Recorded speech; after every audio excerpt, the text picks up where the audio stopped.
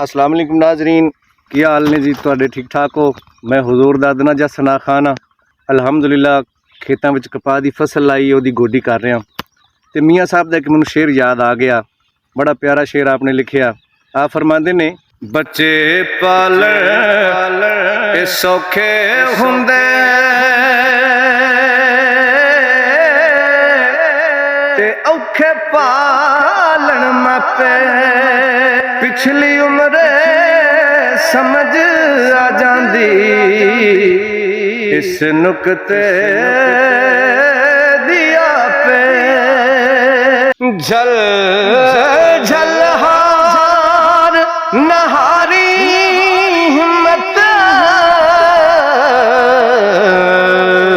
ते एक दिन फिर सी पासा भुखा मंगण जद टुरे मुहम्मद ते आखिर भर सी कासा।